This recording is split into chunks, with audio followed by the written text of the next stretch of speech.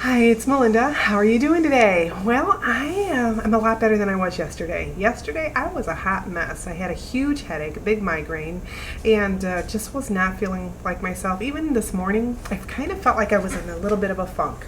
I didn't feel quite right. I was kind of tired, and as I normally am, but I have to say, I felt like I was kind of hit like a bus. I just was not up 100%. Anyway, I'm coming to you today just to discuss, I'll do this video and then I have another one I'm going to do in a little bit, but this video is just to discuss flea markets and antiques and garage sailing time that's coming up and around. So when you are hosting a sale, very important to try and get everything done beforehand if you can. I had my hoard sale and I kind of felt like I failed. I didn't have everything covered like I wanted to have covered because we had such a windy day, and that's what we call it, God's breath, farms here. But it was very windy. I thought putting some blankets over the top, maybe if I had some heavy canvas type tarps or something instead, that would have done a lot better. I had a lot of heavy dew on everything. Also, I didn't get to mark everything I wanted to. I had a lot of smalls. Smalls are, the definition of smalls are those little things. Now, this doesn't count, but it would be a small. Okay, if I was selling it in a store, if it was a vintage piece, a lot of things like what else? Like, let's say this guy here. This. A small. It's glass, but it's glassware, but it's still a small. It's something tiny. It's not like your big furniture. So if you hear somebody saying, "Oh, I just sell smalls," they're meaning they just sell little things, little small stuff, nothing big, no big furniture or anything like that. And a lot of the stuff I take with me, I do invest, I guess you can say, a lot in smalls. I try to do things that aren't breakable. I don't really like to take glass with me, but sometimes I get wooed by some really super cute stuff. Anyway, so try and do a lot of your pricing and whatnot beforehand. I was just too tired. I hate to admit it, but I was just exhausted. And I've been trying to do a little bit of work here and there before my next sale to try and get stuff done. I was hoping to have more furniture. I didn't have a lot of furniture out, so I was a little disappointed about that. There were some chairs that I had. I totally forgot them in the back and didn't bring them out. So try to have everything ready if you can. Have a couple people there with you. My crew kind of just sort of wandered, and I had donuts, so they were enticed by donuts and coffee, I'm afraid, and they went in the house. So that was the men folk. My kids, they're as excited about this stuff as I am. I do have Mini-Man. Mini-Man's a great helper, but he sometimes, he's 6. He's like, I don't want to stay out here and do all this. He wanted to be inside with the donuts. So he was in and out quite a bit and tried to help me a little bit there. And come here. All right, sorry about that. This is this guy. This is Buttons. Buttons is my buddy. That's who was whining here a little bit. But anyway, try and keep the dogs in as well. So try and have a helper with you. Try and make sure you have some good signage. Try and make some signs that aren't just the poster board falling apart in the rain, held by packing tape. Try and make sure you have some good signs, even if it's like a corrugated cardboard, or maybe they have the poly, I don't remember what it's called, but they do have the plastic kind. And make sure your letters are big, bold, nice bright colors, streamers, balloons if you can do it, something that's eye-popping. Also make sure you have some change there, because there's more than a handful of times when I've been, a lot of people have come with 20s or 10s early in the morning, and I don't have a lot of change. So I make sure now that I do have a lot of change with me.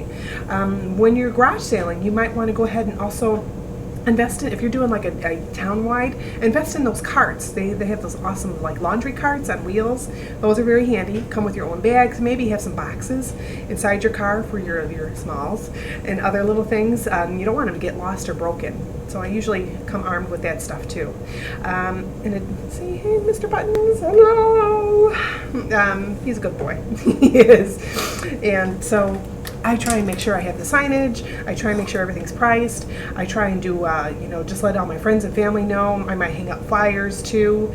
Also a small change. I'm trying to think what else off the top of my head. I think that's about it that we have going on. But yeah, that's really important stuff. And be okay to haggle. So when you're going to these, or when you're hosting one, be open for haggling. Now, don't when you're pricing things, make sure you're not pricing them at the full retail price. Like, I know you might see a tag on it that says $15. I'm going to get $15 for it. No, you're not in the store. Please think about that when you're pricing things. Come down a few dollars. If it's early in the day and somebody wants to slice that in half, then why don't you just take their number, and you're not ready to do that. Maybe just take their name and their number down and just be gentle and polite and tell them, hey, you know, we just started, we just opened, or this is a new item, and I'd rather not go down that low. How about if I haven't sold it by the end of the day, why don't you either come back, or why don't I give you a call? And more than likely, they will be more than happy to go ahead and wait for a call from you. So be open for something like that. I've been to some sales where someone is pretty adamant, no, I paid full price, so I expect to get full price. Well, I'm not coming back, I'm sorry. And a majority of the time I will spend a pretty penny down at yard sales and flea markets and such. So yeah, you don't want me to go. You want to work with me, and you want to work with those customers that you have. You want them to come back. You want them to come back if you're doing more sales. So you know, try and build a reputation with your crowd there. You don't want them to think, and I have done this too myself. If I've seen some sales and they're repetitive, like I know they're going to have it every other month or every week or so, I might not come back at all. And you want to have good word of mouth. You want people to come ahead and say, hey, I've had a good time with this person. They had awesome stuff, or they were just very friendly. Yeah, I'm going to stop again, or I'm going to tell my friends, you know. You want to build that clientele. I'm having to experience this because right now, where we were before, we were in a location that was really good for traffic. A lot of folks, and we're not too far off the same road, but we're a little off the beaten path. So we're not getting the traffic that we used to. It slows down a little bit around here. So that's going to be a challenge for me. So I want to try and gain more clientele by doing more videos, getting a little more word of mouth out there, and also I want to bump up my furniture. I want to get some more furniture to sell. Just for me, I want to do more videos. I'm going to attempt to do some other type, maybe antique venues this year instead, which I normally stay away from. But I might do that this year. I don't know. I'm still kicking that around. I still want to do a pop-up market where I can have other vendors come out, but again, my only challenge right now is getting the people, and I really want to have a bigger crowd. I'd like to actually have some food vendors. I'd like to do some musicians, something like that, something more enticing, but I don't know, everything's still a work in progress. I'm still kicking it around in my head, and I'm still battling my chronic illness here, my Lyme disease, and I'm trying to think myself healthy.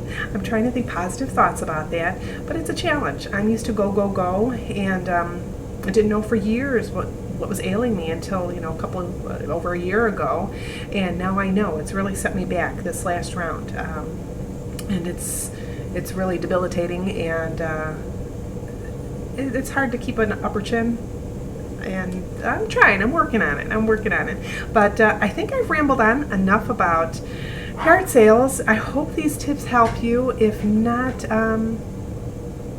If not, or maybe you have some of your own that you could pass on to me, I'd appreciate it. And also just check out my YouTube channel if you haven't. I do have a blog for domestic violence awareness. I am a survivor. That is at www.hopewhentherewasnone.blogspot.com. That I haven't really kept up with lately. I'm trying to do more of the YouTube, so be patient with me. I will be updating that soon. But and then I have a family one, Lord Bless Me Please, at Blogspot too. It's not the exact address, but follow me on Facebook as well. Instagram, I'm on there as Melinda Kunst, Kunst, and you can see more of our antics and goings on there. And I hope you have an awesome day. Thanks. Bye.